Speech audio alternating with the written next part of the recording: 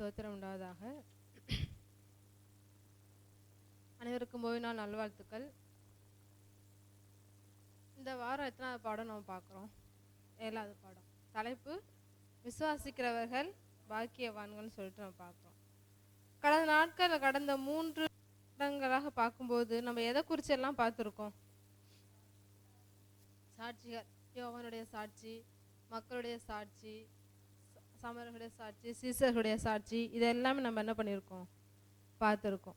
இப்போ இந்த சாட்சிகள்லாம் நம்ம பார்க்குறோம். இன்னைக்கு நம்ம என்ன பார்க்குறோம் அப்படின்னா, விசுவாசிக்கிறவர்கள் பாக்கியவான்கள் அப்படின்ற தலைப்பில் நம்ம பார்க்குறோம். விசுவாசிக்கிறவர்கள் பாக்கியவான்கள் அப்படின்னா நம்ம என்ன சொல்லணும்? அதை பாக்கியவான்கள்னாவே நமக்கு தெரியும், என்னது? ஆசீர்வதிக்கப்பட்டவர்கள். அப்படி அந்த ஆசீர்வாதத்தை நம்ம பெற்றுக்கொள்ளணும்னா நம்ம எப்படி நம்மளுடைய விசுவாசம் எப்படி இருக்கணும் அப்படின்றத இந்த நாள் நம்ம பார்க்க போகிறோம். என்னன்னு பார்த்தீங்கன்னா, தீர்க்கதரிசி எப்படி சொல்கிறாங்க எப்படின்னா, ரட்சிப்பின் விலையை உயர்வாக மதிக்கும் போது நம்ம என்ன பண்ணுறோம்? ஏசப்பாவை விசுவாசிக்கிறோம். எதை நம்ம உயர்வாக மதிக்கும் போது? ரட்சிப்பின் விலையை. அப்போ ரட்சிப்பின் விலைனா என்னது? புரியல.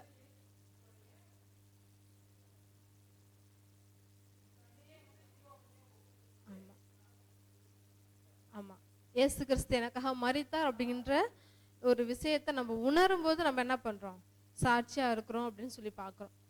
சரி, அப்படின்னா நம்ம இன்னைக்கு எப்படிப்பட்ட ஒரு நிலையில் இருக்கிறோம் அப்படின்றது தான் இன்னைக்கு நம்ம கற்றுக்க போகிறோம். அப்போ நம்ம என்ன பண்ணோம்? நம்முடைய வாழ்க்கை நம்ம தேவனை விசுவாசிக்கும் போது நம்முடைய வாழ்க்கை எப்படி இருக்கும்? சாட்சியாக மாறும் அப்படின்றது தான் நம்ம இந்த நாளில் பார்க்க போகிறோம். அதில் ஒரு சிறு ஜெபம் செய்து நம்ம பாடத்துக்குள்ளே போவோம். ஜெபம் செய்வோம். கிருபை நிறைந்த பிதாவே, அப்பா, இந்த வேலைக்காக நன்றி சுவாமி. இந்த நாளிலும் நம்முடைய வேதத்திலிருந்து நாங்கள் நம்முடைய சத்தியங்களை நாங்கள் கற்றுக்கொள்ள போகிறோம். எங்களுடைய வாழ்க்கை எப்படிப்பட்ட ஒரு நிலையில் இருக்குது, நாங்கள் இன்னும் எப்படி வளரணும், எங்களுடைய விசுவாசம் எப்படி இருக்குன்றதெல்லாம் நாங்கள் பார்த்து நாங்கள் இன்னும் வளருவதற்கு எங்களுக்கு உதவி செய்யுங்க. புரிந்து கொள்ள எங்கள் எல்லாருக்கும் நீங்கள் பலனை தாங்க. சரியான ஒரு நேரத்திற்குள்ளாக ஒவ்வொரு காரியங்களையும் புரிந்து எங்களுடைய வாழ்க்கையிலே பரிசுத்தத்தை பெற்றுக்கொள்ள எங்களுக்கு உதவி செய்யும். இயேசுவின் ஜெபிக்கிறோம் ஜீவனில் நல்ல பிதாவே, ஆமென். ஞாயிற்றுக்கிழமை பாடத்தை பார்க்குறோம். என்ன தலைப்புன்னு பார்த்தீங்கன்னா, ஆபிரகாமை நினைவு கூறுதல் அப்படின்ற தலைப்பு. நீங்கள் எல்லாருமே படிச்சுட்டு வந்திருப்பீங்கன்ட்டு நான் நம்புகிறேன். படிச்சுட்டு வந்திருக்கீங்க தானே எல்லாரும்? சரி, இங்கே நம்ம பார்க்குறோம் என்னன்னா, ஏன் ஆபிரகாம் சாட்சி அவ்வளோ முக்கியமானதாக இருக்குது?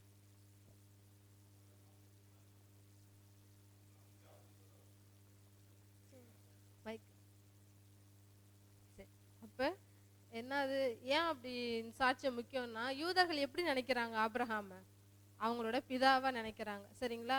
அப்படி இருக்கிறதுனால தான் ஏசப்பா என்ன சொல்றாங்க? உங்கள் பிதாவாகிய ஆபிரகாம் அப்படின்னு சொல்றாங்க. ஏன் அப்படின்னா, அது ஆபிரகாமுக்கு சுவிசேஷமானது, அதாவது சுவிசேஷம் எப்பவும் சொல்லப்பட்டுருச்சு, பழைய ஏற்பாட்டு காலத்துலயும் சொல்லப்பட்டிருக்கு. ஆனா நம்மளோட புரிதல் எப்படி இருக்கு? சுவிசேஷம் புதிய ஏற்பாட்டு காலத்துல தான் சொல்லப்பட்டிருக்கு நம்ம நினைக்கிறோம். ஆனா பைபிள் வழியா பார்க்கும்போது சுவிசேஷமானது அப்பவே ஆரம்பத்துல இருந்தே என்ன பண்ணப்பட்டிருக்கு? சொல்லப்பட்டு வந்திருக்கு. ஆதாம் முதற்கொண்டு சொல்லப்பட்டு வந்திருக்கு. அதனாலதான் இயேசு பண்ண சொல்றாங்க, யூதர்கள்ட்ட இப்படி பேசுறாங்க. சரிங்களா? அப்ப இப்படி பேசும்போது ஆபிரகாம் எப்படி சாட்சியா இருக்கிறாரு அப்படின்னு சொல்லிட்டு பார்க்கும்போது, அவர் கிறிஸ்து அந்த சுவிசேஷத்தை புரிந்து கொள்கிறான்னு சொல்லி நாம் பார்க்கிறோம்.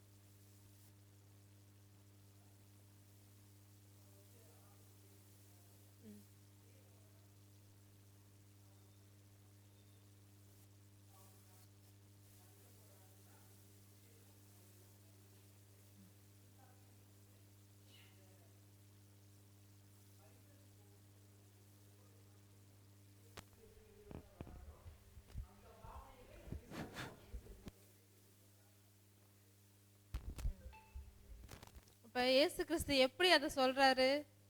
நீ உன் நேசகுமாரன், உன் ஏகசுதன் அப்படின்னு சொல்லி வார்த்தைகளை சொல்லி என்ன சொல்ற? நீ போய் பலி கொடு அப்படின்னு சொல்றாரு. அப்ப அந்த தகப்பனோட வேதனை எப்படி இருக்கும்? அந்த தகப்பன வேதனை எப்படி இருக்கும், அதை தீர்க்கதரிசி எப்படி சொல்றாங்க அப்படின்னா, ஏதோ அந்த குழந்தை மற்ற விபத்துலயோ இல்லை மற்ற விஷயத்துலயோ செத்து போனா கூட பரவாயில்ல, ஆனா தான் கையாலே அந்த என்ன பண்ணும், தன்னோட குழந்தைய பலி கொடுக்கணும். அப்ப அந்த கத்தியால குத்தும் போது ஆபிரகாமுக்கு என்ன பண்ணப்படும், அவனோட இருதயத்தையே குத்துன மாதிரி ஒரு நிலைக்குள்ள அவனோட உணர்வுகள் போகும் இல்லைங்களா. அப்படிப்பட்ட ஒரு கஷ்டத்தோட என்ன பண்றாரு, ஆனாலும் என்ன பண்றாரு, இவர் கடவுளுடைய வார்த்தைக்கு கீழ்ப்படிஞ்சு என்ன பண்றாரு, உடனே போறாரு.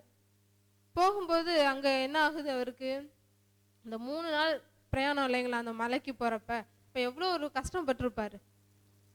அப்ப இந்த ஒரு 3 நாள் தொடர்ந்து இந்த கேப் இந்த இடைவெளி அவர் என்ன பண்ணிருக்கலாம் ஆண்டவர்கிட்ட, அவருடைய விசுவாசத்துக்கான சோதனை. ஆனா அவர் என்ன பண்ணிருக்கலாம் ஆண்டவர்கிட்ட, வேணாங்கப்பா என்ன ஆண்டவர் என்ன சொல்ற, ஒரு டைம் சொன்னதை இன்னொரு டைம் மாத்தி சொல்லுவாரா, சொல்ல மாட்டாரு.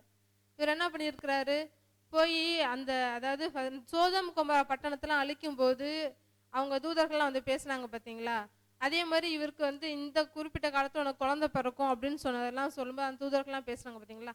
அது மாதிரி இப்போ ஆண்டவர் இப்படி சொல்லியிருக்கிறாரு பலி கொடுன்னு சொல்லிட்டு நாம் போய் என்ன பண்ணோம், எனக்கு இல்லை அப்படிலாம் இல்லை ஆண்டவர் அப்படிலாம் சொல்லு அப்படின்னு சொல்லிட்டு அப்படிப்பட்ட ஒரு அனுமதியை பெறறதுக்காக என்ன பண்றாரு, அவர் எப்பயும் வழக்கம் போல ஜெபம் பண்ற இடத்துக்கு என்ன பண்றாரு, போறாரு. போயிட்டு எனக்கு அப்படிப்பட்ட பதில் வராதா, ஏன்னா அவ்வளோ ஒரு நேசத்தோட அந்த பையனை அவர் வளர்க்குறாரு சரிங்களா. எத்தனை வருஷம் கழிச்சு, 100 வயசுல தான் அவர் குழந்தைய பார்க்க சரிங்களா. அப்படிப்பட்ட நிலையில அவர் என்ன பண்றாரு, போறாரு. ஆனாலும் என்ன பண்ணல, பதில் கிடைக்கல. இவரே தொடர்ந்து போயிட்டே இருக்கிறாரு சரிங்களா. இந்த சம்பவம் நீங்க படிச்சிருப்பீங்கன்னு நினைக்கிறேன். சரி, அப்ப இதுல இருந்து நமக்கு என்ன பாடம், அவர் அந்த அந்த ரட்சிப்பிற்கான அந்த விலையேற பெற்ற அந்த ரட்சிப்பை எப்படிலாம் புரிஞ்சுக்கிறாருன்னு பார்க்குறோம். சுவிசேஷத்தின் வழியா புரிஞ்சுக்கிறாரு.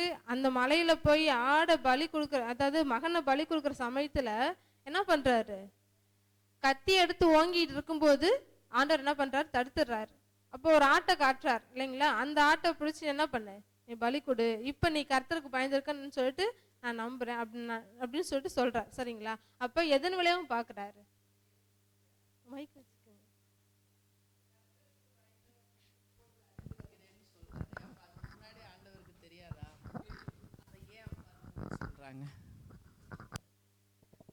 கர்த்தருக்கு பயந்து இருக்கிறேன்னு இதுக்கு முன்னாடி தெரியாதான்னு கேக்குறீங்களா. ஆண்டவருக்கு தெரியும்.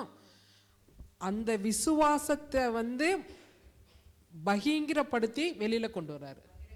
ஆமா, அந்த இடத்துல ஆபிரகாமோடைய விசுவாசத்தை கனப்படுத்துறாருன்னு கூட எடுத்துக்கலாம். நம்ம முன்னாடியே பயந்துகிட்டு இருக்காருன்னா, இப்பொழுது பயப்படுகிறவன் என்று அறிந்திருக்கிறேன் என்று ஆண்டவர் சொல்வதற்கான காரணம் என்ன? முன்னாடியே பயந்துட்டு இருக்க அப்படின்னா அப்புறம் ஏன் இப்பொழுது நீ பயந்துட்டு இருக்கன்னு ஆண்டவர் சொல்லணும்? ஜஸ்ட் நம்ம கிளாரிஃபை பண்றோம். இதுக்கு அதாவது அவர் என்ன பண்ணாரு அப்படின்னா, ஒரு சில இன்சிடென்ட்ல கொஞ்சம் பின்னோக்கி வந்தாரு. அதாவது அவர் ஆண்டவரை மறந்துடுறாருன்னு தான் இன்ஃபேக்ட் நம்ம புரிஞ்சுக்க வேணும். அப்படிதான் ஆண்டவரை மறந்துடுறாரு, அவ்வளோதான். என்ன இது நாள் வரைக்கும் சிநேகிதராக எண்ணப்பட்ட ஆபிரகாம் இப்போ கொஞ்சம் மகம் பாசம் கொஞ்சம் ஆண்டவரை பின்னாடி வைக்குது. அதனால தான் ஆண்டவர் ரொம்ப மனஸ்தாபப்படுறாரு. என்ன ஆபிரகாம் இப்படி போயிட்டாப்லையே அப்படின்னு சொல்லிட்டு. அதுக்கு முன்னால் அவர் சாராவுடைய விஷயத்தில் கொஞ்சம் மனஸ்தாபம், இப்போ இப்படி பல மனஸ்தாபங்களை அவர் ஆண்டவருக்கு முன்னாடி வைக்கிறார். இதெல்லாம் பார்க்குற ஆண்டவர் சொல்கிறார், சரி இப்போது நீ கெட்டிக்காரன் தான் அப்படிங்கிற ஒரு ஸ்டேட்மெண்ட்டை, நீ எனக்கு பயப்படுறவன் தான் அப்படின்னு சொல்லி ஆண்டவர் சொல்கிறார். ஸோ இப்போ நம்ம என்ன புரிஞ்சுக்க வேண்டி இருக்குது அப்படின்னா, இப்பொழுது அப்படின்னா இதுக்கு முன்னாடி அவன் அந்த பயத்தில் குறைஞ்சிருக்கிறான், ஆண்டவர் எதிர்பார்க்குறபடி இல்லை அப்படிங்கிறதையும் நம்ம புரிஞ்சுக்கிடணும். அப்போ சாட்சி, ஆபிரகாமுடைய சாட்சி என்ன, ஆபிரகாம் மூலம் நம்ம கற்றுக்கிற சாட்சி, அதை பாயிண்ட் அவுட் பண்ணுங்க. என்ன சாட்சி அப்படின்னு சொல்லி நான் பார்க்கும்போது, அவர் என்ன பண்றாரு, தான் மகனை பாவனையாக பெற்றுக்கொள்கிறான்னு சொல்லிட்டு நான் பார்க்குறோம். அப்ப இதுல என்ன புரிஞ்சுக்கிறாரு அவரு, இயேசு கிறிஸ்து என்ன பண்ண போறாரு, நமக்காக மறிக்க போறாரு, அதே மாதிரி என்ன பண்ண போறாரு, உயிர்த்தெழவும் செய்வாரு அப்படின்ற ஒரு சுவிசேஷத்தை என்ன பண்றாங்க, அந்த சுவிசேஷத்தை அவர் புரிஞ்சுக்கிட்டதுனால அவர் விசுவாசிச்சு என்ன பண்றது, தைரியமா அந்த ஒரு காரியத்தை செய்ய போறாரு சரிங்களா. அப்ப எதன் வழியெல்லாம் புரிஞ்சுக்கிறாரு அப்படின்னா, சுவிசேஷம் வழியா புரிஞ்சுக்கிறாரு, ஆடு வழியா புரிஞ்சுக்கிறாரு, தன்னோட மகனை பலி கொடுக்கறது வழியா புரிஞ்சுக்கிறாரு. இப்படிப்பட்ட சூழல்லாம் என்ன பண்றாரு அவரு, அந்த ரட்சிப்பின் காரியங்களை குறித்து புரிஞ்சுக்கிட்டதுனால விசுவாசிச்சு அவர் அடுத்து சாட்சியா அவரோட வாழ்க்கைய சாட்சியா அவர் கொண்டு வர்றாரு அப்படின்றத நம்ம பார்க்குறோம். இங்க அவருடைய வாழ்க்கைக்கு சாட்சியா இயேசுவோடைய வாழ்க்கைக்கு இயேசுவை சாட்சி பகர்றாராம். அவருடைய வாழ்க்கைக்கு சாட்சியா இருக்காரா, இயேசுவை அங்க காட்டுறாரா? இப்ப நம்ம பாடம் என்ன படிக்கிறோம்? இயேசுவை பற்றின சாட்சி, அப்படித்தானே? அப்போ இயேசுவுக்கு அவர் என்ன சாட்சி கொடுக்கிறார்? ஏன்னா ஆபிரகாம் மூலம் இயேசுவை பற்றின சாட்சி, சரிதானே? அப்படித்தானே பாடம் படிக்கிறது. இதுக்கு முன்னாடி அப்படித்தானே நீங்க முன்னாடி போன வாரத்துல எல்லாம் படிச்சதா சொன்னீங்க இன்ட்ரோடக்ஷன்ல. அப்போ ஆபிரகாம் என்ன சாட்சி கொடுக்கிறார்? அவர் கிறிஸ்துவை சுவிசேஷத்தின் வாயிலாக புரிந்து வருகிறார். சுவிசேஷம் அவருக்கு புரியுது, ஆடு யாருங்கிறது புரியுது. போதா குறைக்கு அவங்க பையன் வெட்டப்பட்டா மறுபடியும் உயிரோட வருவாங்க, அது இயேசுவால தர முடியும் அப்படிங்கிறதையும் அவர் புரிஞ்சுக்கிறார். அப்போ இந்த விஷயங்கள் எல்லாம் அவர் செய்யறதுனால தான் ஆபிரகாம் மிகப்பெரிய சாட்சியாக, விசுவாச வீரனாக, ரெண்டாவதா ஐகாவும் நிற்கிறாருங்கிறத நம்ம புரிஞ்சுக்கிடலாம். ரைட். இந்த விசுவாச சோதனை அவரோட நன்மைக்காக மட்டுமா, அவரோட நன்மைக்காக மட்டுமான்னு சொல்லி பார்த்தோம்னா இல்ல, வேற யாருக்காக இருக்கு? நம்மளுடைய விசுவாசத்துக்காக. அப்புறம் பாவிகள் அல்லாத ஜீவிகள் இருக்காங்க பாத்தீங்களா, அவங்களுக்காகவும் இந்த போதனையானது கொடுக்கப்பட்டிருக்கிறது அப்படின்றதையும் தீர்க்கதரிசி இங்க சொல்றாங்க. சரிங்களா? அப்ப ஆபிரகாமுடைய சாட்சி இப்படிப்பட்ட ஒரு சூழ்நிலை, இதுக்கு முன்னாடி இவருக்கு, அதாவது ஆதாமுக்கு கூட இப்படிப்பட்ட ஒரு சோதனை இல்லை, சரிங்களா? ஆனா ஆபிரகாமுக்கு வந்துச்சு அப்படின்னா அப்ப அவர் எந்த அளவுக்கு சாட்சியா இருக்கிறாரு, விசுவாசிக்கிறாரு அப்படின்றத நம்ம பார்க்கணும். அப்ப நம்ம என்ன பண்ணோம், நமக்கும் சோதனை வரும் அப்படின்ன போது நம்ம என்ன பண்ணணும், கடவுளை விசுவாசிச்சு நம்ம என்ன பண்ணணும், சாட்சியா வாழணும் அப்படின்றது தான் நம்ம இதுல இருந்து கத்துக்கிறோம். அடுத்து பார்த்தீங்கன்னா திங்கட்கிழமை பாடம் மரியாளின் சாட்சி அப்படின்றதுல போறோம். அதாவது மரியாளின் சாட்சி அப்படின்னும் போது மரியாளி என்ன சாட்சி சொன்னாங்க, அந்த சாட்சியில நம்ம என்ன கத்துக்க போறோம் அப்படின்றது தான். சரிங்களா? என்ன சாட்சி சொன்னாங்க மரியாள்? இயேசு கிறிஸ்து தான் மரிக்க போறேன் அப்படின்னு சீஷர்கள் அவங்கள அந்த வட்டாரங்களில் சொல்லி அந்த ஊழியம் நிறைவடைய போகிற அந்த தருணத்துக்கு முன்னாடியிலேருந்து சொல்ல ஆரம்பிச்சிடுறாரு. ஆனாலும் அதை ஏற்றுக்கிற மனப்பக்குவம் யாருக்கு இல்லைன்னாக்க நிறைய சீஷர்களுக்கு இல்லை. என்ன இப்படிலாம் சொல்கிறாரு, இது அதை வச்சு தான் பேதுரு இந்த மாதிரி சம்பவங்களுக்கு நடக்கக்கூடாது, நாங்கள் நடக்காத வரைக்கும் நாங்கள் பார்த்துக்குறோம், இப்படிலாம் அந்த அன்பின் நிமித்தம் அவர் மேலே உள்ள அந்த இதனால உரிமையில் அவங்கெல்லாம் பேசுகிறாங்க. அதை அவங்களால எடுத்துக்க முடியல. சாக போகிறாங்கிற ஒரு தருணத்தை அவங்களால மனசார ஏற்றுக்கிற முடியாத ஒரு இதில் இருக்கிறாங்க அந்த மாம்சீகத்தில். ஆனாக்கா மரியாள் என்ன செய்கிறாங்கனாக்கா அவர் மரிக்கிறாரு அப்படிங்கிறத அவங்க உள்வாங்கிக்கிறாங்க. அதை அவங்களெல்லாம் வெளியில் அதனால் ரொம்ப மனசு துக்கம், நாள் நெருங்குது அப்படிங்கிறப்ப பரிசுத்த ஆவியானவர் அதை அந்த சத்தியத்தை அவங்க ஏற்றுக்கிறதுனால அந்த உள்ளுணர்வுகள்லாம் பரிசுத்த ஆவியானவர் அந்த அழுகிறது, அவங்களுடைய செயல்கள் எல்லாமே அதுக்கு ஏற்ற விதமாக நடக்குது. இங்கே நம்ம என்ன பார்க்குறோம் அப்படின்னா மரியாள் சாட்சி, அதாவது நம்ம என்ன கற்றுக்கிற பாடம் அப்படின்னா, இவங்க எதுக்காக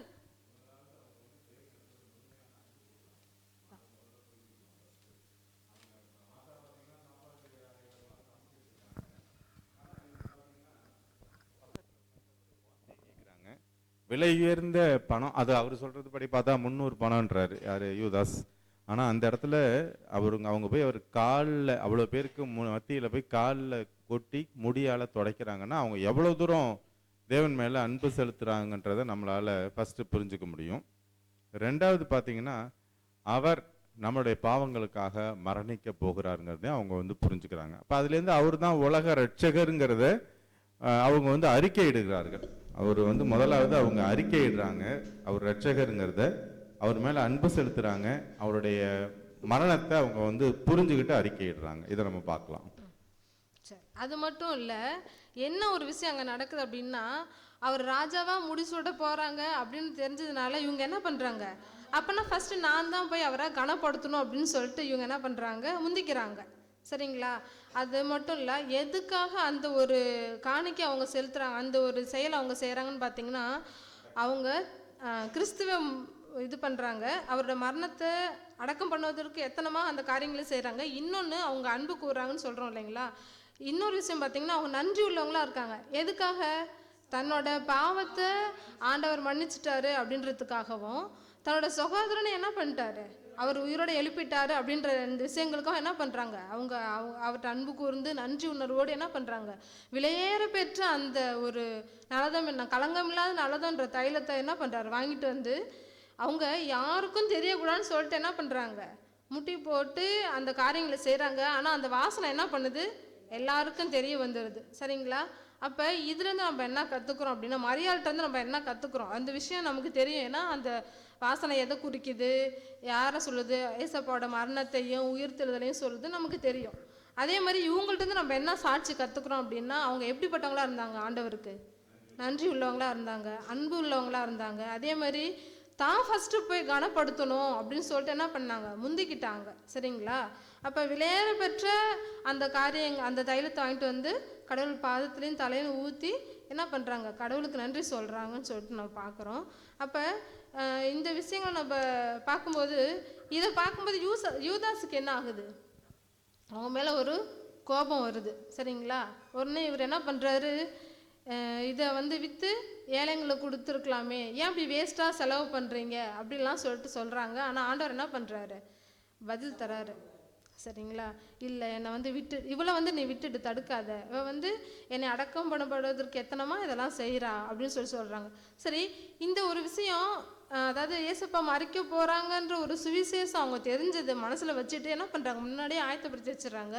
நான் தான் ஃபஸ்ட்டு போய் சேர்ந்து நினைக்கிறாங்க. எப்போ சேர்ந்து நினைக்கிறாங்க, அவர் சாகப்பாரு, அப்போ நான் கல்லறையில நான் தான் என்ன பண்ணோம், ஃபஸ்ட்டு போய் வைக்க நினைக்கிறாங்க. சரிங்களா?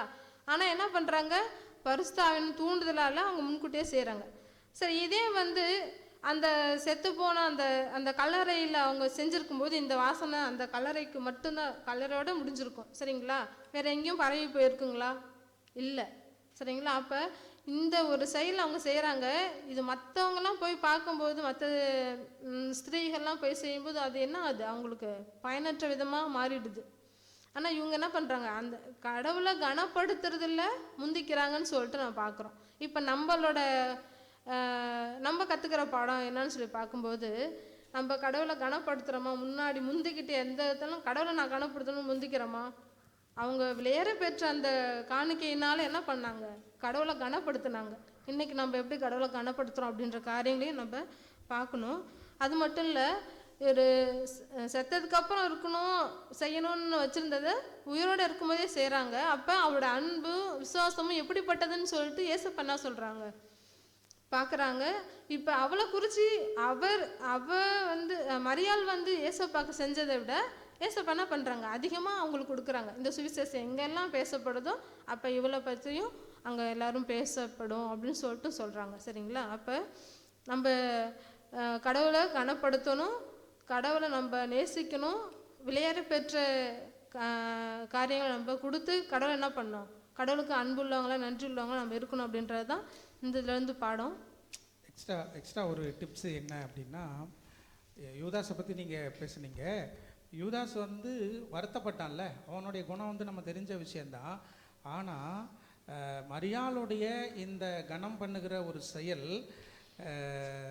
வந்து யூதாஸையே கண்டனம் பண்ணக்கூடியதாக இருந்தது. அவன் வந்து தான் செய்கிற தவறை புரிந்து கொள்ளக்கூடிய விதத்தில், நான் இப்படி இருக்கேன் ஆனால் இந்த அம்மா இவ்வளோ விலையேற பெற்றதை கொண்டு வந்து இங்கே கொடுக்குறாங்களே அப்படின்னு யோசிக்க வைக்கிற ஒரு விஷயத்தை மரியாள் செஞ்சுருக்கிறதாவும் நம்ம சின்னதாக நம்ம அந்த இடத்துல புரிஞ்சிக்க வேண்டிய விஷயம். அப்போது நம்ம என்ன பாடம், நீங்கள் 3 பாடம் 4 பாடம் சொல்கிறீங்க. இப்போ நாம் கடவுளை கனம் பண்ணிக்க போகிற பொழுது, கடவுள்கிட்ட நாம் நன்றி உள்ளவங்களாக இருக்கிறத காட்டுகிற பொழுது, கர்த்தரை நாம் கனம் பண்ணுகிறவர்களாக இருக்கிறத காட்டுகிற பொழுது, அவிசுவாசத்தில் இருக்கிறவங்க, கடவுளை நெருங்கி சேராமல் இருக்கிறவங்க அதை ஒரு கணம் யோசித்து பார்க்குற அளவுக்கு நம்முடைய சாட்சி மாறுது. அதை நம்ம புரிஞ்சிக்க வேண்டிய விஷயமா நம்ம பார்க்கலாம். அடுத்து, அறியாமலேயே பிலாத்து சொன்ன சாட்சி. பிலாத்து யார்? ரோம நாட்டு அதிகாரி. சரிங்களா? அப்போ அப்படி இருக்க சமயத்தில் ஏசப்பாவை கொண்டு போய் அவர்கிட்ட போய் விடுறாங்க. அப்போ என்ன சொல்கிறாங்க, ஏசப்பாவை பார்த்தோன்னே இவங்ககிட்ட என்ன சொல்கிறாரு, இவர்கிட்ட ஒரு குற்றமும் நான் பார்க்கலன்னு சொல்லி சொல்கிறாரு.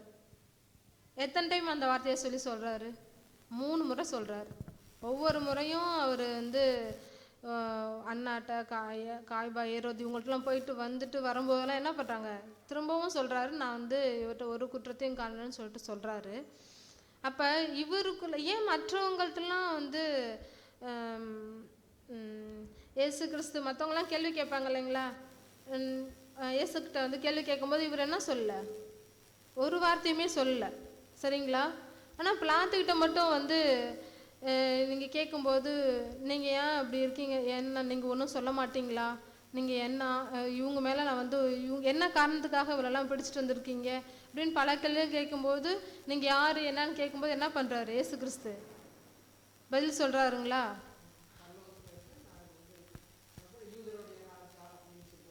நீங்கள் சத்தியத்தை அறிவிக்கிறதுக்கு தான் பிறந்தேன் அப்படிலாம் சொல்லுவார். ஆமாம், சொல்லும்போது அப்புறம் என்ன பண்ணுறாரு இவர், ஏன் இவர்கிட்ட வந்து வரணும், பிலாத்துக்கிட்ட மற்றவங்கள்ட்டலாம் போய் ஏசப்பா அவர்கிட்ட கேள்வி கேட்டு பதில் சொல்லாத ஏசப்பா இவர்கிட்ட வந்தோன்னே இவர் கேட்டோன்னே பதில் சொல்றாரு. அவங்களுக்கு எல்லாமே தெரிஞ்சிருக்கணும். யூத மத தலைவர்கள் அந்த இவங்க எல்லாருக்குமே வந்து இவரை குறிச்சான சத்தியம் எல்லாமே தெரிஞ்சு வேணுக்குன்னு ஏத்துக்கல. ஆனா அவருக்கு வந்து ஒருவேளை வந்து கொஞ்சம் நியாயத்துக்கு பயப்படுறவளா இருக்கலாம். ஒன்று மனைவி வந்து அந்த இடத்துல வந்து சொல்லி அனுப்புகிறான், அவரை கொடுத்து நான் வந்து நிறைய வந்து கனவுல வந்து இது பண்ணேன் அப்படின்னு சொல்லி கொஞ்சம் நிதானமாக நடங்க அப்படின்னு சொல்லிட்டு யோசிக்க அந்த ஒரு சில காரியங்கள்லாம் மனசில் வச்சுக்கிட்டு அவர் வந்து என்னங்கிறத வந்து விசாரிக்கிறாரு. அவங்க சொன்னது பிரகாரம் அவர் குற்றங்கள்லாம் செஞ்சிருக்க விசாரிக்கிறதுல இருந்தும் அவர் வந்து தெரிஞ்சுக்கிறாரு. அந்த இடத்துல வந்து தன்னை யாருங்கிறத அவர் வந்து வெளிப்படுத்துறாரு. இவங்களாம் இப்படி சொல்றாங்களே அப்படின்னாக்கா இல்லை அப்படிங்கிறத வந்து நான் இந்த வார்த்தைகளை மட்டும்தான் சொல்றேங்கிறத அதெல்லாம் வச்சு தான் அவர் வந்து இங்கே வந்து வெளியில வந்து நான் ஒரு குற்றமும் இது பண்ணல அப்படின்னு சொல்லிட்டாரு. ஆனா இருங்க வரேன், இந்த இடத்துல வந்து எல்லாமே வந்து அவருடைய சித்தத்தின்படி தான் நடக்குது. இந்த இடத்துல ஒரு கொஸ்டின் என்ன அப்படின்னு சொன்னாக்க, இப்போ 3 முறை வந்து அவர் வந்து சாட்சி கொடுத்தாருங்கிறத வந்து இந்த இடத்துல பாடத்தில் நம்ம படிக்கிறோம். அப்போ லைஃப்ல 3 தடவை கொடுத்தா சரியா போயிடுமா? அப்போ அவர் வந்து அவருக்கு ஒரு தருணம் கொடுக்கப்படுது சரிங்களா. அவன் பிளாத்து மனசு வச்சிருந்தா என்ன செஞ்சிருக்கலாம், விடுதலை செஞ்சிருக்கலாம். அந்த கொடுத்த சாட்சியே ஒரு பயனுள்ளதா, ஒரு கடைசி வரைக்கும் நிலைச்சு நின்றதா இருந்ததா அப்படின்னு பார்த்தா அங்க ஒரு பெரிய கேள்விக்குறி தான் வருது. அப்போ பிலாத்து போல வந்து டைமிங்க்கு நாம சாட்சி கொடுத்துட்டு எனக்கு வந்து அந்த சாட்சி கொடுக்கறதுனால ஒரு கஷ்டம் ஏதாவது ஒரு இழப்புன்னு வர்றப்ப நான் வந்து மறுதளிக்கிற கும்பல்ல நான் நிக்க போறேனா, இல்ல அந்த இழப்புகள் வந்தாலும் நான் வந்து சாட்சியா நிக்க போறேனா அப்படிங்கிற பாடத்தை நம்ம படிச்சுக்கூடிய ஒரு சூழ்நிலையில நம்ம இருக்கோம். ஃபர்ஸ்ட் இதை நம்ம எப்படி பார்க்கலாம்னா, முதல்ல அவர் தான் அந்த ஜட்ஜ்மெண்ட் கொடுக்கறதுலே டாப் பொசிஷன்ல இருக்கிறார் ஃபர்ஸ்ட். அதனால தான் அவர்கிட்ட போய் அவர் கேட்கும்போது பதில் சொல்றாரு. ரெண்டாவது, இப்போ ஒரு விஷயம் அந்த டாப் பொசிஷன்ல இருக்கிறவர் என்ன சொல்றாருன்னா, இவர் குற்றமற்றவர்னு ஒரு சாட்சியை கொடுத்துட்றாரு. இவர்கிட்ட பாவம் இல்லை. இப்போ இந்த வசனம் தான் எல்லா இடத்துக்குமே போகுது. இப்போ நம்ம உலகத்துல இருக்கிற எல்லாருக்கும் தெரியுற விஷயம் என்ன, அவர் குற்றமற்றவர். பிளாத்தோடைய ஆஸ்பெக்ட்ல பார்த்தீங்கன்னா அவன்கிட்ட வார்த்தை இருந்தது, செயல் இல்லை. அதுதான் அக்கா விவரித்து சொன்னாங்க. வார்த்தை இருக்கு ஆனா செயல் இல்லை. குற்றமற்றவர்னு ஒத்துக்கிறான், ஆனா தனக்குன்னு ஒரு பிரச்சனை வரும்போது அவன் என்ன பண்றான், ஒதுங்கிக்கிறான். இப்போ நம்மளுடைய வாழ்க்கையும் நம்ம வந்து யோசிக்கணும். புரிகிற மாதிரி சொன்னால் வாயால் வடை சுடக்கூடாது. வேலையில் செயலில் காட்டணும். அவள் வந்து அதை தான் பிளாத்தோட சாட்சியில் நம்ம பார்க்குறோம். நம்ம கற்றுக்க வேண்டிய விஷயமா. ஆனால் பிளாத்து அதுக்கப்புறம் நீங்கள் பார்த்தீங்கன்னா அவன் எதுக்காக பயப்பட்டானோ, தன்னோட பதவி, ஏன்னா அப்படி தானே மிரட்டினாங்க, நீ வந்து ராயனுக்கு நண்பர் இல்லை, அதெல்லாம் சிக்கலாயிடும், அப்புறம் நம்ம போஸ்டிங் சிக்கலாயிடும் இதெல்லாம். ஆனால் அவங்க மனைவி சொன்ன உடனே சகோதரி சொன்ன மாதிரி அவன் நடுங்குறான், ஐயோ இது பெரிய பிரச்சனை போல அப்படின்ட்டு. அதனால தான் தண்ணி ஊற்றி கழுவுறான், எனக்கு பிரச்சனை வந்துடக்கூடாது அப்படின்ட்டு. இதெல்லாம் தாண்டிட்டு நீங்கள் பின்னாடி போய் பார்த்தீங்க அப்படின்னா பிலாத்தோட லைஃபு அதோகதி தான். கொஞ்ச நாள் அவனை வந்து ரோம கவர்மெண்ட்டு காலி பண்ணிடுது, அவன் செத்து போயிடுறான். அந்த மாதிரி அவனுடைய ஹிஸ்ட்ரி இருக்கிறத தீர்க்கதரிசி சொல்கிறாங்க. அப்போ அப்படின்னா நாம் என்ன புரிஞ்சுக்கிடணும், பிலாத்து சாட்சி சொன்னான், கிறிஸ்துவை பற்றி சாட்சி சொல்கிறான், மரியாள் சாட்சி சொல்கிறாங்க, ஆபிரகாம் சாட்சி சொல்கிறார். அப்போ அதுலேருந்து நம்ம கற்றுக்கிற பாடங்களை அடுக்கிட்டு வந்தோம். அப்போது இங்கேருந்து கற்றுக்கிற பாடம் என்ன, வந்து பிலாத்துக்கிட்டே இருந்து கற்றுக்கிற பாடம் என்ன? வாய் சொல் வேலை நமக்கு வேலைக்கு ஆகாது. வாயால் நம்ம அநேக விஷயங்களை பேசிடுறோம், இருக்கணும்னு சொல்கிறோம், ஆனால் நம்மளால் இருக்க முடியல. அப்படி நம்ம இருந்தோம்னா பிலாத்து மாதிரி தான் நம்மளும் வாழ்க்கையில் இருக்கிறோங்கிறத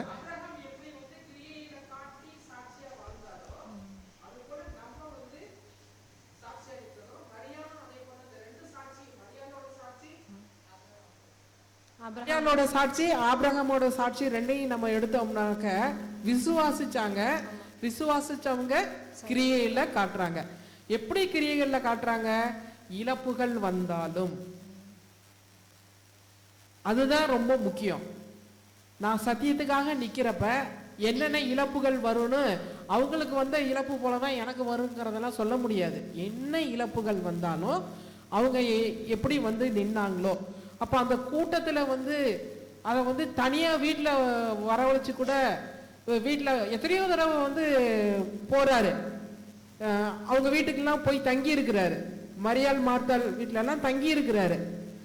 அது போல வரவழைச்சு கூட அந்த காரியத்தை வந்து செய்யணும்னா செஞ்சிருக்கலாம். ஆனா அந்த கும்பல் மத்தியில வெட்கப்படாம சாட்சி பகர்றாங்க. அப்போ என்னோட வாழ்க்கையில நான் எப்படி ஒரு சிலர் வந்து எப்படி நிக்கோதேமுலாம் வந்து ரகசியமா ஏத்துக்கிட்டாரு. பின்னாடி தான் வந்து அவர் என்ன செய்யறாரு, அவர் இறந்ததுக்கு பின்னாடி மாற்றங்கள் வருது.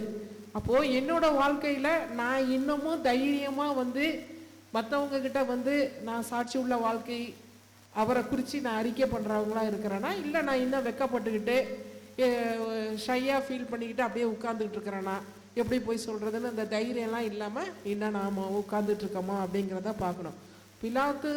பிலாத்தோட சாட்சி வந்து கொஞ்சம் என்ன ஆகுது அப்படின்னு சொன்னாக்க, பின்னோக்கி போகிறப்ப வந்து அவர் வந்து அவருடைய வாழ்க்கை வந்து மோசமாகுது. அப்போது தேவனுக்கு நான் இழப்புகள் வந்தாலும் நான் நிற்கிறேன் அப்படிங்கிறப்ப வந்து மரியாளோட சாட்சி இன்னைக்கும் பேசப்படுறது போல பிலாத்துவோட சாட்சி இருந்திருக்கலாம். ஆனால் பின்னோக்கி போனவங்களோட சாட்சி என்ன செய்யல, நிலைச்சு நிற்கலாம். அப்போ நான் எந்த சாட்சி பக்கமாக நான் நிற்கிறேன் அப்படிங்கிறத அரகுர விசுவாசம் பர்சன்டேஜ் நினைக்கிறேன்னா 100% இருக்கிறேன் அப்படின்றதான் பார்க்கணும். சரி, அடுத்து நம்ம தோமாவின் சாட்சியை பார்க்கலாம். தோமாவின் சாட்சி அப்படின்னு பார்க்கும்போது எப்படிப்பட்ட ஒரு சூழலில் அவரோட சாட்சி வந்து சொல்லப்படுது அப்படின்றத, தோமாவோட சாட்சி பற்றி நீங்கள் என்ன நினைக்கிறீங்க? அது வந்து நமக்கு என்ன பாடம்? விசுவாசிக்கிறதுக்கு அவர் வந்து ஒரு சில நிபந்தனைகள்லாம் வைக்கிறாரு. அப்படிப்பட்டதான நிபந்தனையோட கூடியதான ஒரு விசுவாசம் வந்து விசுவாசம் இல்லை அப்படிங்கிறது தான் வந்து நாம் இங்கே பார்க்குறோம். என்னென்னா, நான் அவரை பார்க்கணும், அவருடைய காயத்தில் என் கையை போட்டு பார்க்கணும், அவரோட விழாவில் வந்து என்னோட விரல்கள் என்னோட கையை போடணும் அப்படின்லாம் சொல்லி பார்க்குறோம். ஆண்டவரோடு கூடயே இருந்தவர் இல்லையா? அப்படி இருந்தும் அவர் எப்படி மரிக்க போகிறாரு, எப்படியாக உயிர்த்தெழுந்து வரப்போகிறாரு எல்லாம் தெரிஞ்சிருந்தும் கூட அவர் அந்த இடத்துல வந்து அவரை பார்த்தோன்னு மற்ற சீஷர்கள் சொல்லும்போது அதை விசுவாசிக்கிறதுக்கு சில நிபந்தனைகளை வைக்கிறாரு. அப்படி இல்லாமல் காணாமல் இருந்தும் விசுவாசிக்கிறவங்க தான் வந்து பாக்கியவான்கள். அப்படிப்பட்ட விசுவாசம் இன்னைக்கு காலகட்டத்தில் நமக்கும் வேணும் அப்படின்ற ஒரு காரியத்தை தான் நம்ம இங்கே பார்க்குறோம். யூதர்களுடைய பார்வையில் பார்த்தீங்கன்னா அடையாளத்தை கேட்பாங்க, அடையாளம் இல்லாமல் விசுவாசிக்க மாட்டாங்க. இவரும் அதே தான். நம்ம தோமாவுடைய வாழ்க்கையில் பார்த்தீங்கன்னா அடையாளம் தான் கேட்கிறாரு. ஸோ அடையாளம் இல்லாம வெறும் வாக்கை நம்பி விசுவாசிக்கிறது தான் ஒரு விசுவாசங்கிறது இந்த பாடத்துல நம்ம கத்துக்கிற விஷயம். ஒரு விஷயம் தோமாவுடைய வாழ்க்கையில பார்த்தீங்கன்னா, பார்த்த உடனே அவர் தான் அறிக்கை எடுக்கிறார், என் ஆண்டவரே என் தேவனே அப்படிங்கிற ஒரு அறிக்கையை விடுறாரு, ஒத்துக்கிறார். அப்படிங்கிறத நம்ம இதுல இருந்து பார்க்கலாம். அப்ப அவர் எப்படி இருந்தார்னா, அவர் ரொம்ப மிகுந்த ஆர்வத்துடன் அவரை வந்து நேசிச்சிருக்கிறார், ஆண்டவரை நேசிச்சிருக்கிறார். ஆனால் என்ன ஒரு விஷயம் அவர்கிட்ட வந்து இடம் கொடுக்குறாரு அப்படின்னா, பொறாமை, நம்பிக்கையின்மை, அவரோட மனசில் அதோட இருதயத்தில் வந்து அவரோட அது வந்து தங்கி இருந்து, அதாவது அது இடம் பிடித்து கொள்றதுனால தான் இது என்ன அதாவது இயேசு கிறிஸ்து உயிர்த்தெழுதலை சீசர்கள்லாம் சொல்லும்போது இவரால் என்ன பண்ண முடியல, விசுவாசிக்க முடியல, நம்ப முடியல. அதனால தான் என்ன பண்ணுறாரு, இல்லை நான் போய் கையை போடுவேன், விரல விடுவேன், இப்படிலாம் சொல்லிட்டு இருக்கிறார். சரிங்களா? இப்போ நம்ம அவரோட விசுவாசத்தை பார்க்குறோம். இப்போ நம்மளோட விசுவாசம் எப்படி இருக்குது? அற்புதம் செஞ்சாதான் நான் என்ன பண்ணுவேன், ஏசப்பாவை நம்புவேன். அடையாளம் நடந்தாதான், எனக்கு இந்தந்த பிரச்சனை எல்லாம் சரியானதான் என்ன பண்ணுவேன், ஏசப்பாவை நான் நம்புவேன் அப்படின்னு சொல்கிறோம். ஆனால் அதுக்கு அப்படிப்பட்ட ஒரு அவிசுவாசம் வரதுக்கு காரணமே நம்மகிட்ட இருக்க பொறாமை, நம்பிக்கையின்மை, நம்மகிட்ட இருக்க தீய குணம் என்ன பண்ணுது, அந்த ஒரு கடவுளோட வார்த்தையை நம்பி நம்ம வந்து செயல்படுத்துறதுக்கான ஒரு காரியத்துக்குள்ளே இடம் கொடுக்காம விட்டுருது. சரிங்களா? அப்போ தோமா வந்து எப்படிப்பட்ட ஒரு நிலையில் இருக்கிறாரு அப்படின்னு பார்க்கும்போது அடையாளத்தை தான் பார்க்குறாரே தவிர கடவுளுடைய வார்த்தையை என்ன பண்ணல, அவர் நம்பலை அப்படின்னு பார்க்குறோம். அப்போ ஆபிரகாமோட சாட்சி, மரியாளோட சாட்சி, பிலாத்தோட சாட்சி, தோமோட சாட்சி, இவங்க இதெல்லாம் பார்க்கும்போது நம்ம அந்த 2 பேரோட சாட்சி, இந்த 2 பேரோட சாட்சியும் பார்க்கும்போது நம்ம எந்த இடத்துல இருக்கிறோம், நம்முடைய விசுவாசம் எப்படிப்பட்ட ஒரு நிலையில் இருக்குது அப்படின்றத நம்ம பார்க்குறோம். அப்போ நம்ம விசுவாசித்தோம் அப்படின்னா என்ன பண்ணணும், அடுத்து சாட்சியாக இருக்கணும் அப்படின்றது தான் நம்ம பார்க்குறோம் இங்கே. அப்போ வந்து அப்போ உண்மையில் நம்முடைய விசுவாசம் வந்து நம்மக்கிட்ட இருக்குது அப்படின்னா சுவிசேஷமானது எப்படி போகணும், உலகம் முழுசுக்கும் கொண்டு செல்ல வேண்டியது நம்முடைய கடமையாக இருக்குது. சரிங்களா?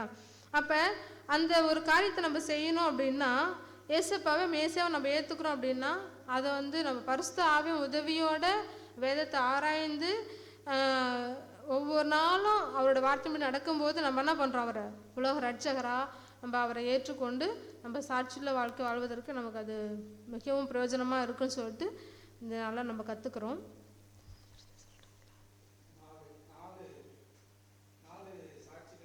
நம்ம பார்த்தோம் 4 நபர்கள். 1 ஆபிரகாம், 2 வந்து மரியா, 3வது பிலாத்து, 4வது தோமா. 4 நபர்கள் சராசரி மனுஷங்க தான், நம்மள மாதிரியான சராசரி மனுஷங்கள் தான். நான் கன்க்ளூஷனுக்குள்ள இருக்கேன், சராசரியான மனுஷங்க தான்.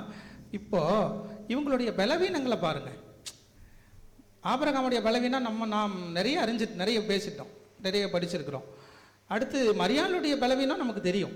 அவங்க எப்படிப்பட்டவங்க, எப்படிப்பட்ட பிசாசு பிடிச்சிருந்தது, எப்படி அவங்களுடைய முன்னான வாழ்க்கை எப்படி இருந்தது, இதெல்லாம் தெரியுது.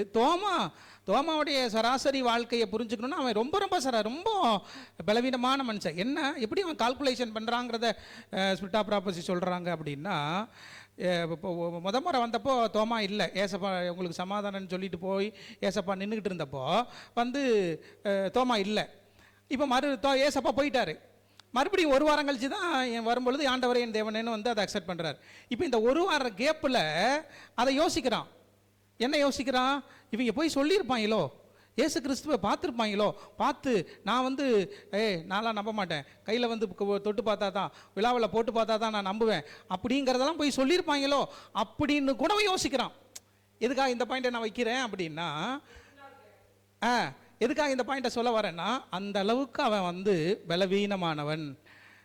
இயேசுவை வந்து சாதாரணமாக பார்க்குறான், மனுஷனாக பார்க்குறான், தெய்வமாக அவனால் ஏற்றுக்க முடியல.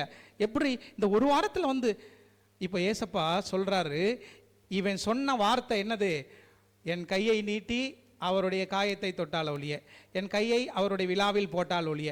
இப்போது அதுதான் நம்ம வாசிக்கும்படியாக தெரிந்து கொண்ட வசனத்தில் வாச்சோம். தோமாவே இங்கே வா, உன் கையை நீட்டு, எங்கள் காயத்தில் போடு, என் விழாவில் போடு. இப்போது இது நான் பேசின வார்த்தையாச்சே, இது எப்படி இவருக்கு தெரியும்? நான் பேசின வார்த்தை இவருக்கு எப்படி தெரியும்? அப்போ இவங்க போய் சொல்லியிருப்பாங்களா? இல்லையே, இவங்க தான் 1 வாரமாக ஏசப்பா பார்க்கலையே, நம்ம 1 வாரமாக இவங்க கூட தான் இருக்கோம். இப்படிப்பட்ட பலவீனமானவங்க யார்? தோமா. அப்போ இவங்க எல்லாரும் இயேசுவை பற்றின சாட்சி எப்படி கொடுத்துருக்குறாங்க? நம்மளும் கூட இன்றைக்கி பலவீனமானவர்களாகத்தான் நம்மளை பார்க்குறோம். நம்ம வந்து அநேக நேரங்களில் ஆண்டவருக்கு பிரியம் இல்லாமல் நடந்துடுறோம், ஆண்டவரை விட்டு தூரம் போகிறோம், பாவங்கள் செய்கிறோம், வித்தியாசமான சூழலுக்குள்ளே தள்ளப்படுறோன்னா நம்மளை வச்சுக்கிறோம். இப்படியெல்லாம் இருந்தோம் நம்மை போன்ற பலவீனமானவர்கள் கிறிஸ்துவை பற்றின சாட்சிக்குள்ளாக ரொம்ப தெளிவாக வாழ்க்கை நடத்தியிருக்கிறாங்க. நம்ம எப்படி நடத்த போகிறோம்? இதுதாங்க நம்ம இயேசுவை பற்றின கொடுக்குற சாட்சிக்காக இவங்களை பற்றின பாடங்களை நம்ம படிக்கிறோம். அப்போ நம்ம என்ன சாட்சி கொடுக்க போகிறோம்? அதுக்காக தாங்க இந்த பாடத்தை நம்ம சரியாக புரிஞ்சுப்போம். கடவுள் நம்மை நடத்துவார்.